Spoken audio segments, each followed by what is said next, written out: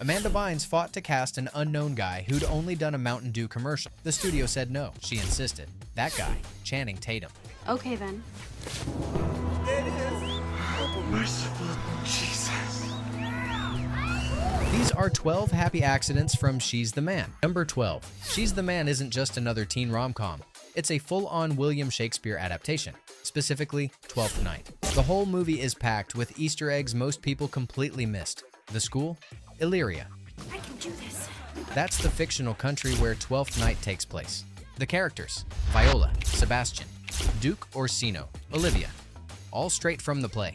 Okay, here we go. Along the way, Viola falls for her roommate Duke, who's in love with Olivia, who then falls for Viola disguised as Sebastian. Wait, are you sure I can do this? Oh, yeah. Absolutely. Yeah, it's a mess. A hilarious, chaotic mess. The pizza place where Viola works? Cesario's Pizza. Cesario is Viola's male disguise name in the original play, but it goes deeper. There's a bulletin board in the background advertising a school production of What You Will, which is the alternate title for Twelfth Night. Malcolm's pet tarantula is named Malvolio, after a character in the play. Really great to see you, Sebastian. Call me anytime. Sebastian returns from London on the 12th. Even the supporting characters have Shakespeare names. Monique's last name is Valentine, and Paul's is Antonio. The writers, Karen McCullough Lutz and Kirsten Smith, did the same thing with 10 Things I Hate About You, which adapted The Taming of the Shrew. They love sneaking Shakespeare into teen rom-coms, and you know what? It works. I will see you in 2 weeks. Sebastian. Sebastian! Number 11. When Amanda Bynes got cast as a soccer prodigy, she had very little experience with the sport, like almost none. Anyway, do you know when soccer tryouts start? Noon. You play? Absolutely. Center forward. You know it, brah. Vinnie Jones, who played Coach Dinklage, told Reuters that Amanda trained with Ian Carrington from Hollywood United for 6 weeks. Okay, guys, let's go. One, every single day. And it wasn't just pre-production training. According to the DVD commentary, director Andy Fickman said that in the mornings during filming, the cast would have hours of soccer practice. Hours. Before shooting actual scenes. Amanda later told MTV that when she watched the final movie, she was genuinely impressed with herself. Yeah, she'd barely touched the ball before this role. It makes you want to be better. All right, let's do it again. And somehow pulled off a performance so convincing you'd think she'd been playing for years. And the kicker? She performed most of her own soccer scenes in the movie. The footwork, the drills, the plays. And so, I trained for it. I definitely, I got much stronger in my legs and I was able to kick the ball hard. And That's Amanda putting in the work to make it believable. Channing Tatum also had to learn from scratch. Neither of them were athletes going into this. They just worked their asses off to make it feel real. And that's kind of the magic of this movie. Everyone involved was figuring it out as they went, which gave the whole thing this scrappy, genuine energy you can feel on screen. Did you know Amanda had almost no soccer experience before this? Oh, really? Drop soccer in the comments if this makes you appreciate her performance even more. Number 10. Real talk. She's the Man wasn't the first teen 12th Night adaptation about a girl pretending to be her twin brother to play sports. Let's start from the beginning. That honor goes to Motocrossed, a 2001 Disney Channel original movie. I want you to start concentrating on things that 15-year-old girls should be concentrating on, and that does not include motocross. And I'm not kidding when I say the plots are nearly identical. Girl named Andy disguises herself as her twin brother Andrew to compete in motocross racing because girls aren't allowed. There's a love interest who helps her train. The whole "am I falling for a guy" confusion happens. It's the same structure, just with dirt bikes instead of soccer. Horatio Gold, Headmaster. Both movies are pulling from the same Shakespearean playbook, Twelfth Night, which explains why the stories feel so similar. Shakespeare did gender-bending sports comedy first, and these two films just modernized it in different ways. The difference? Motocrossed was a DCOM with a smaller budget and audience. She's the Man had a theatrical release, a bigger cast, and Amanda Bynes at the peak of her rom-com powers. But if you're feeling nostalgic, Motocrossed is worth a watch. It's got that early 2000s Disney charm, and it's wild to see how two completely different productions landed on such similar takes on the same Shakespeare play. Hollywood loves recycling ideas. Sometimes it works. This time, both versions work, but She's the Man became the iconic one. Okay, you're busted. And that's not just luck, that's execution. Number 9. Let's talk about Vinnie Jones, who played Coach Dinklage. I have to be a shirt. What? If you only know Vinnie from movies, you might think he's just a character actor who plays tough guys. You'd be half right, but before Hollywood, Vinnie Jones was a legitimate professional footballer in England. And not just any footballer. He was known as one of the hardest, most aggressive players in the game. He played for Wimbledon, Leeds United, Sheffield United, Chelsea, and Queen's Park Rangers. He even played internationally for Wales. David Ellery will have to diffuse it here. Jones on Cantona. His reputation, absolutely ruthless. Slide tackles that made people wince. Yellow cards like they were going out of style. The kind of guy you did not want to mess with on the field. After retiring from football, Vinnie transitioned into acting, mostly playing villains and enforcers in Guy Ritchie mob films like Lock, Stock, and Two Smoking Barrels and Snatch. He was also Juggernaut in X-Men: The Last Stand. So, when they cast him as a tough-love soccer coach in She's the Man, Okay, tough guys. You want a box? Get out of my stadium. it wasn't just good casting, it was perfect casting. Vinnie didn't have to pretend to know soccer. He lived it. And get this, Vinnie got the role through Ian Carrington, the same Hollywood United coach who trained Amanda for 6 weeks. That's how tight-knit this production was. Everyone knew everyone, and it gave the movie this collaborative, homemade feel that you don't always get in studio comedies. Vinnie brought legitimacy to the soccer scenes, and his deadpan delivery, chef's kiss. Did you know Vinnie Jones was a real footballer before Hollywood? Drop footballer in the comments if this makes Coach Dinklage even better. Number 8. One of the reasons She's the Man still holds up, it doesn't feel overwritten. The jokes land naturally, the awkward moments feel real, and the chaotic energy in the dorm scenes. Hastings, are you deaf? Come on, let's go! Get your butt out there! Come on! Get on! A lot of that came from the cast riffing and improvising on set.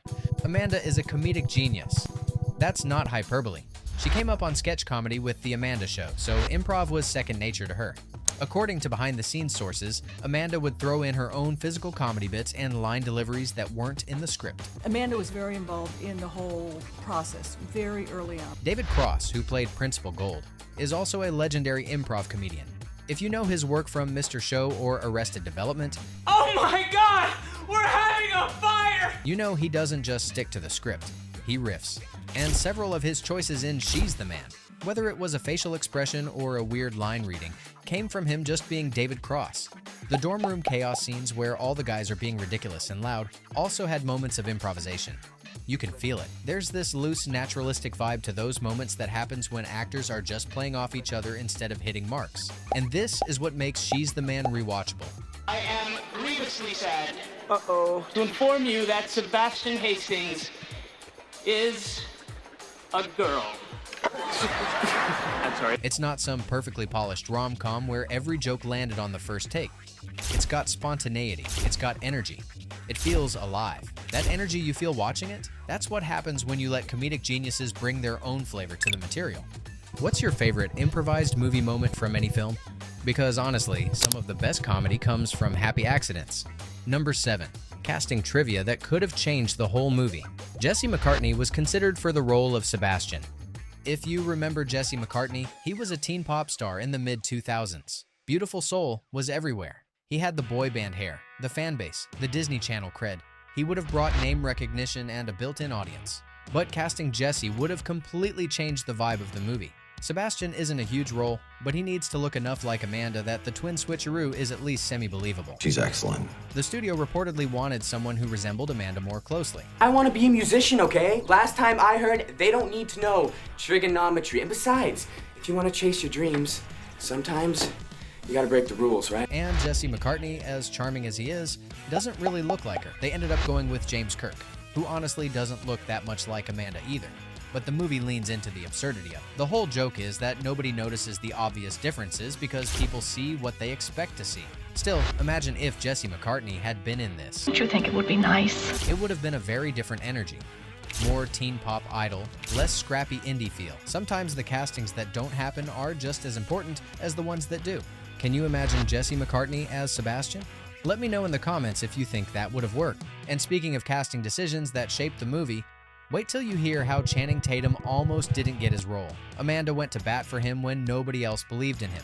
Number 6. The towel scene in the shower. You know the one.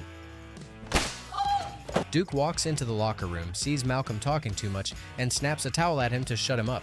Malcolm yelps in pain and storms off. What you didn't know, that pain was real. Channing Tatum actually hit James Snyder, who played Malcolm, in the eye with that towel. And it wasn't gentle. It hurt.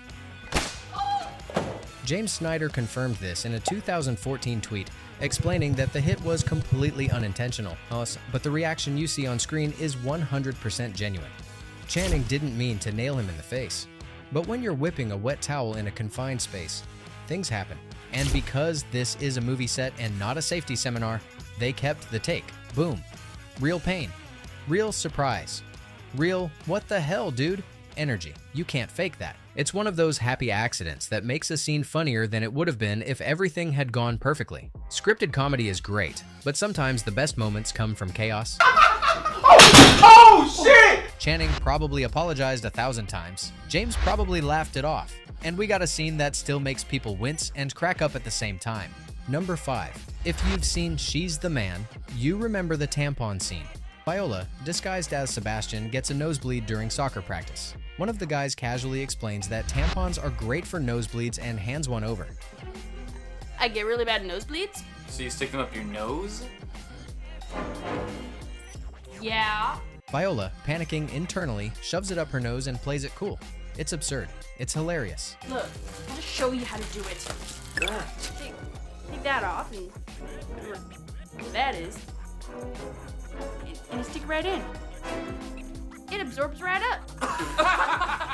And according to behind-the-scenes stories, the prop team had to get creative to make it work.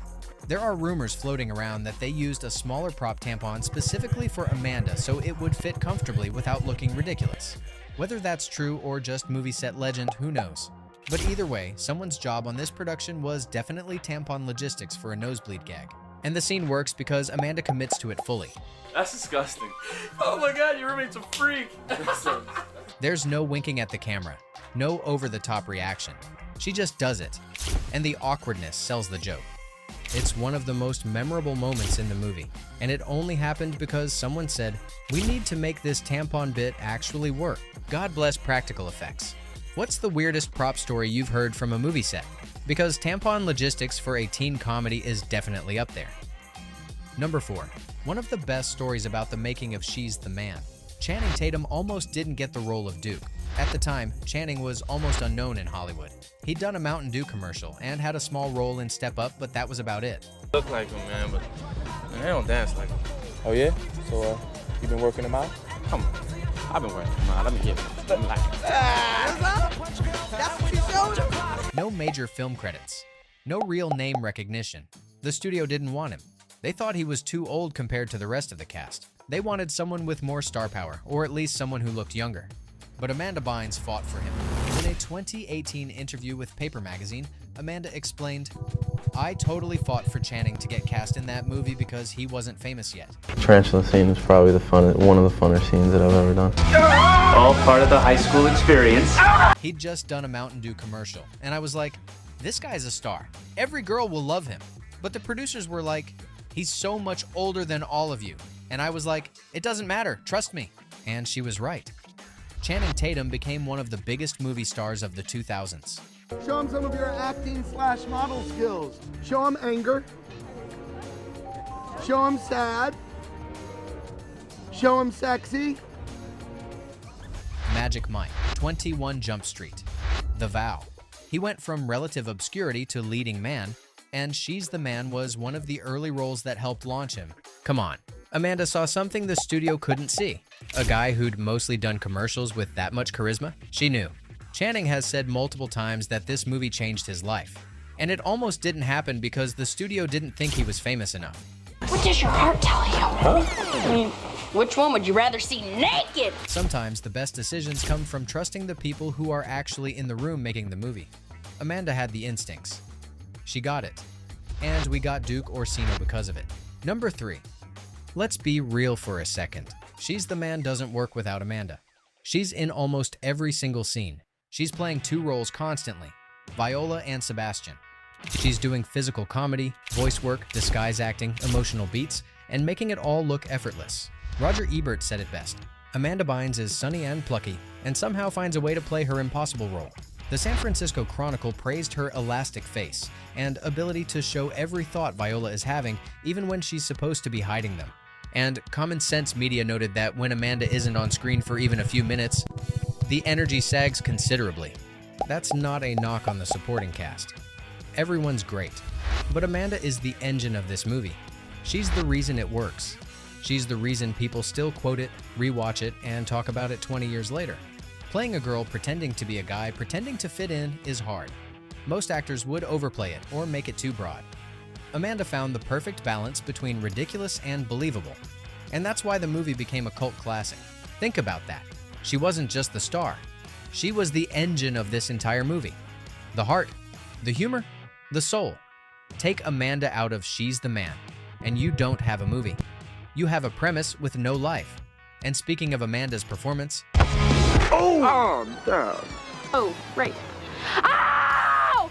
Oh, for the love of God! Wait until you hear how much effort went into making her look like a guy. The process was way harder than you'd think. Number 2. So the challenge. You need to make Amanda Bynes, who is very clearly a woman, look convincing enough as a teenage boy that an entire boarding school doesn't immediately clock her. How do you do that? Hello. Hi, it's Viola. Sebastian told me to call you. I'd love to go to dinner. Yeah, what? Can I call you back? Cause I gotta change my feet. Trial and error. A lot of it. According to interviews, Amanda and director Andy Fickman spent time observing real teenage boys at shopping malls. They studied how guys walked, how they stood, how they gestured, posture, body language. The little things that signal masculinity without being over the top. Amanda also walked the streets of Vancouver, where they were filming, and followed random men, not in a creepy way, but in a I need to learn how dudes move way. She told MTV that some of the guys noticed and got freaked out or angry, which, fair. Then there was the voice work. Roger Ebert noted in his review that Amanda would clear her throat repeatedly to maintain the deeper voice, which is such a specific acting choice that it adds to the authenticity. Wardrobe helped, baggy clothes, slouchy posture, sideburns that looked just real enough to sell the illusion but fake enough that you could tell it was a disguise if you squinted. And makeup was key. They couldn't make her too masculine or it would look ridiculous. But they couldn't leave her too feminine or the premise falls apart. It was a tightrope act, and somehow they nailed it. The result? A performance that's funny because it's not perfect. Viola as Sebastian is awkward, trying too hard, and just believable enough that the joke works. That's the brilliance of this movie. It doesn't ask you to fully buy the disguise. It asks you to have fun with the absurdity of it. And because Amanda committed so hard to the physical transformation, we went along for the ride. Have you ever tried to change the way you walk? It's harder than it sounds. Amanda made it look effortless. Number 1.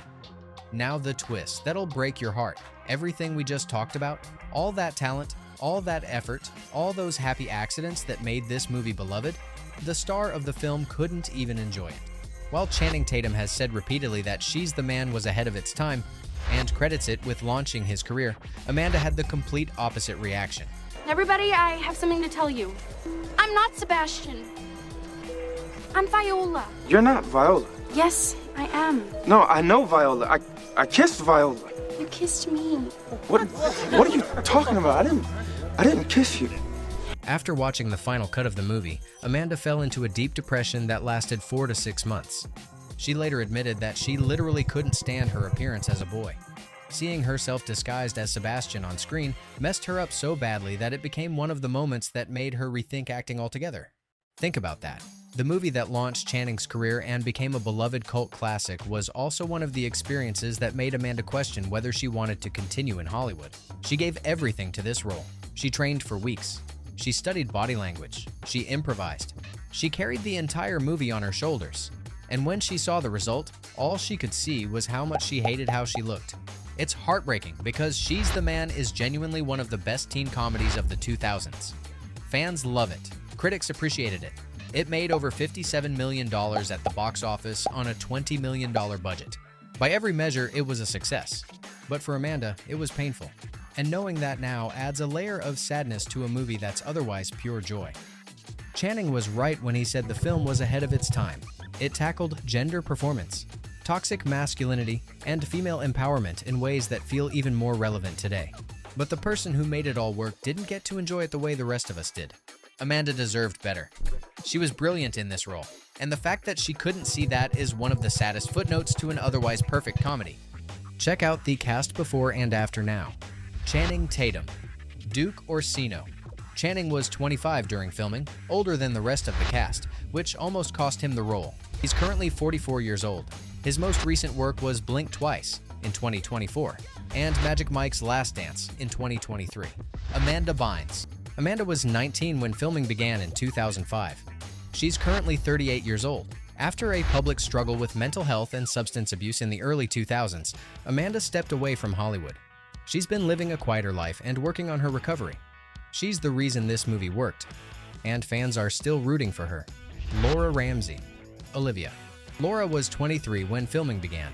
She's currently 42 years old. Her most recent work was The Inhabitants in 2015. Laura stepped back from acting to focus on family life. Vinnie Jones, Coach Dinklage. Vinnie was 40 during filming. He's currently 59 years old.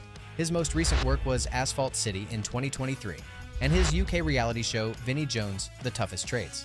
Still acting, still tough as nails, and still the most legitimate soccer coach ever cast in a teen rom-com. Alexandra Breckenridge, Monique. Alexandra was 23 during filming. She's currently 42 years old. Her most recent work was Virgin River in 2024, where she plays the lead role of Mel Monroe. She's also known for This Is Us and The Walking Dead. Robert Hoffman, Justin. Robert was 25 during filming. He's currently 44 years old. His most recent work was Step Up All In 2014. Robert was primarily known as a dancer before She's the Man, and he's continued choreographing and performing. David Cross, Principal Gold. David was 41 during filming. He's currently 60 years old. His most recent work was Megamind Rules in 2024 and continuing his stand-up comedy career. What's your favorite performance from this cast? Let me know in the comments. And if you want more insane stories like this, check out the next video.